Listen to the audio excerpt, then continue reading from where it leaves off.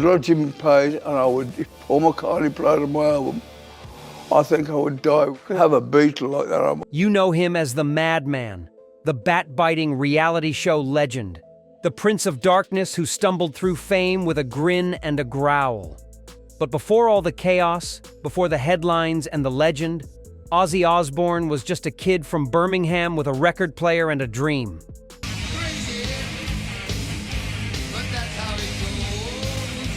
He didn't just create heavy metal, he absorbed it first. From basements and back alleys, from vinyl that spun until it wore thin. People forget that wild men have teachers too. That rebellion has roots. Ozzy's voice may have defined a generation of darkness, but his ears were trained by the greats. He listened like his life depended on it. Because in those days, it did. Music was the only way out. The only language that made sense in a world that didn't want him. Doing things that people have never done. I mean, it's like for anyone to do what I've done, you've got to admit, it's a bit off the wall. These 7 albums weren't just favorites. They were survival tools. They taught him that rock could be dangerous, beautiful, and free, all at once. They showed him that you didn't need permission to be loud, that darkness, when done right, could feel like coming home. Here are the records that shaped the Madman, the albums Ozzy Osbourne carried with him into the void. 7. Here's Little Richard.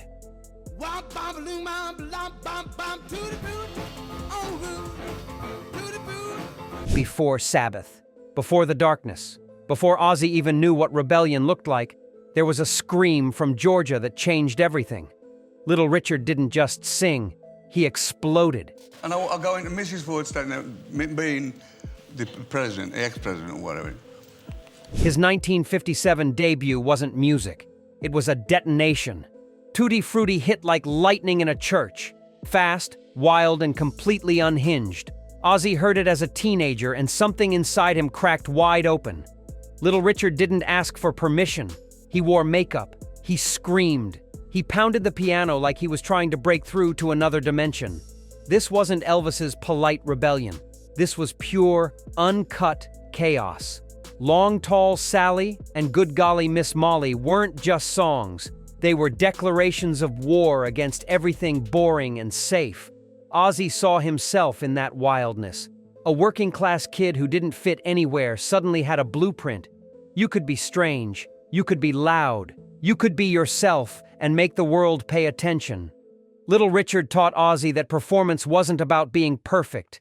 It was about being unforgettable. Years later, when Ozzy bit that bat, when he stumbled on stage and still owned the room, Little Richard's spirit was right there with him. The original Madman, the first one to show that rock and roll belonged to the freaks. 6. Live at Leeds.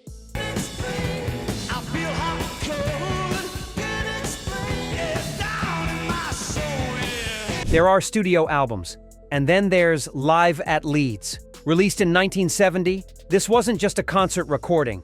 It was a building on fire with people still inside. The Who didn't play safe. They played like every show might be their last. If that's what it is, that's what it is. You know, I'm really happy. I really did something. You know.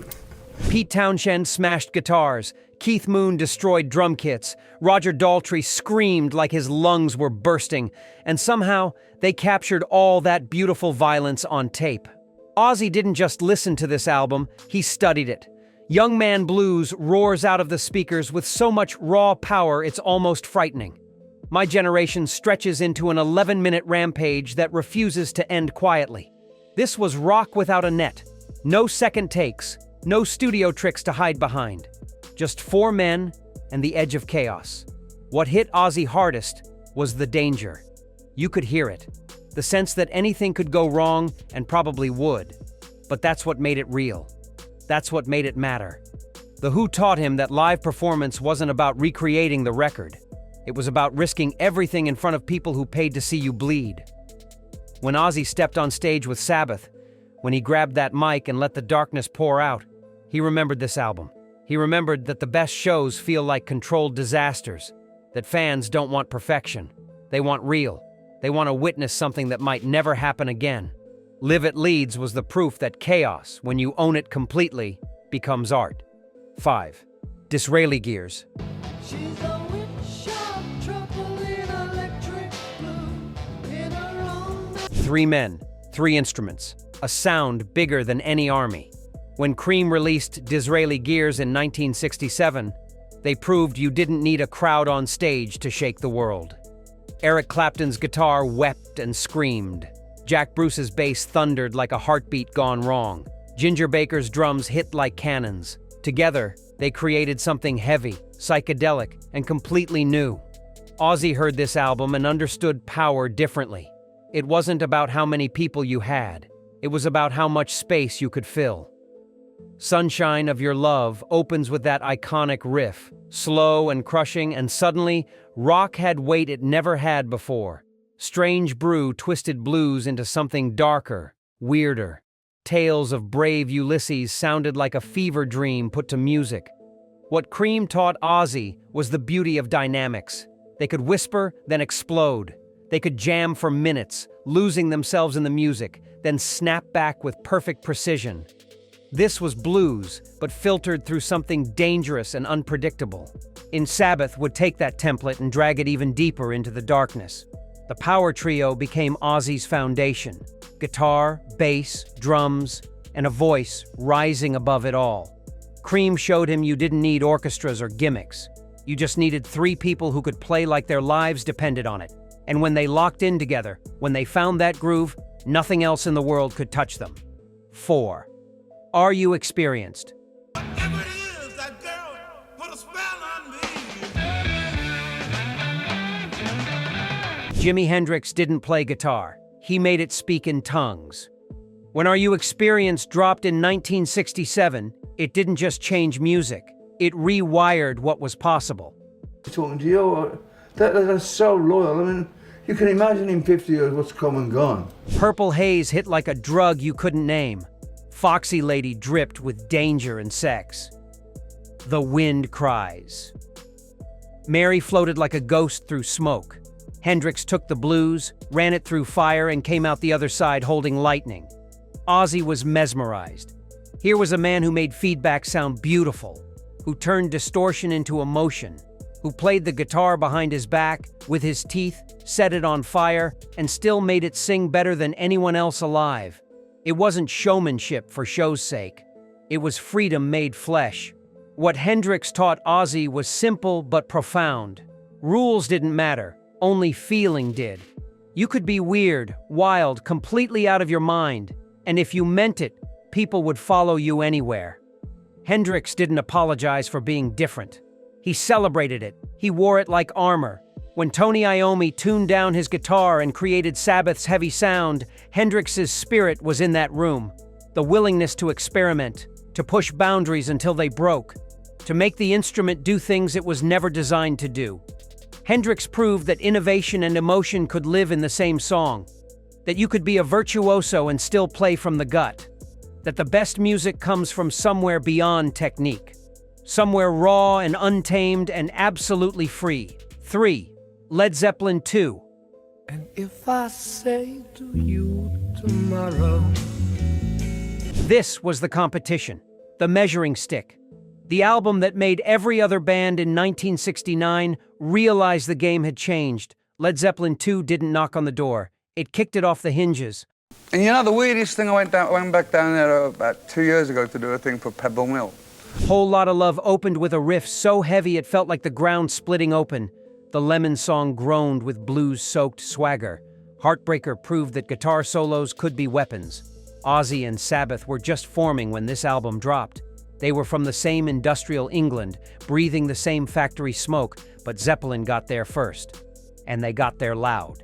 Jimmy Page didn't just play guitar, he made it thunder and whisper and scream all in the same song. John Bonham's drums hit like sledgehammers. Robert Plant sang like a golden god who knew he was untouchable. But here's the thing. Ozzy didn't try to copy them. He couldn't. Zeppelin had speed and flash and that bluesy swing. What Sabbath would do was different, slower, darker, heavier in a way that crushed instead of soared. Ozzy learned from Zeppelin that heavy didn't have to mean one thing, that you could take the same foundation and build something completely your own. Led Zeppelin 2 was the mountain. Sabbath didn't try to climb it, they dug beneath it instead. They found the caves, the shadows, the places where light didn't reach. Zeppelin ruled the sky. Ozzy would rule the depths. 2. Exile on Main Street. I hear you talking when I'm on the street. Some albums are polished. Exile on Main Street is not. Recorded in a basement in France while the Stones hid from taxes and chaos, this 1972 double album sounds like it's falling apart at the seams. We'll push this big giant hand, it's like that, and you sit in the middle of the hand, and the fingers are all got pyro flames in there, right? And that's exactly why it's perfect. The guitars are muddy, the vocals are buried. Nothing is clean. Everything is raw. Tumbling dice stumbles forward like a drunk with perfect timing.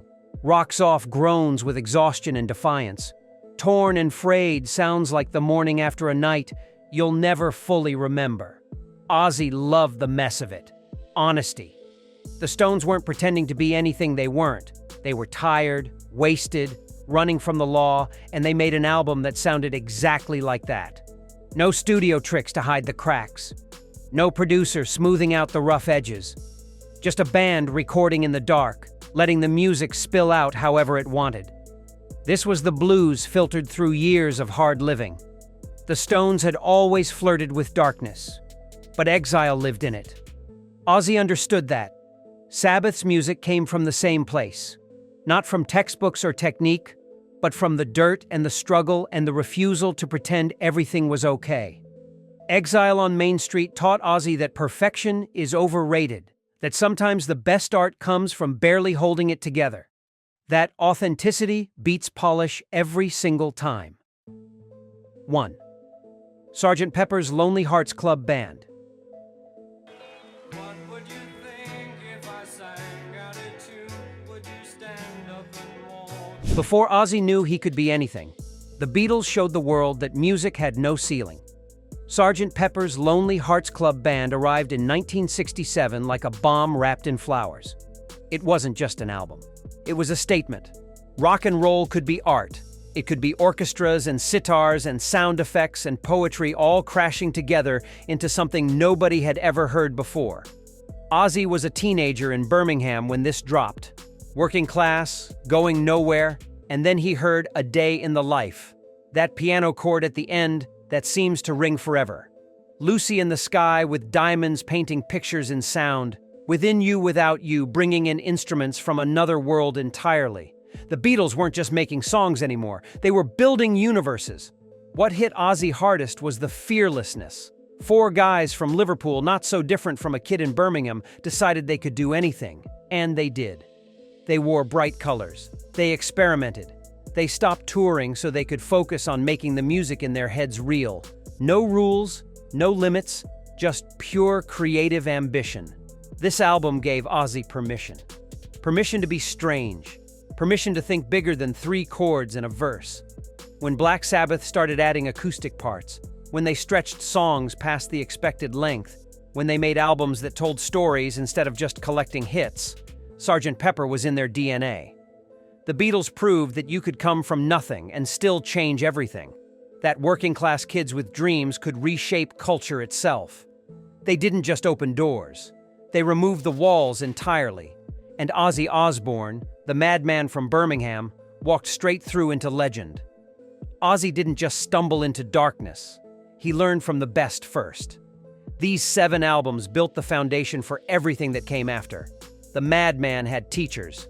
Legends have roots. If this journey through rock history moved you, hit subscribe. Share your favorite album below. We'll keep digging through the vault.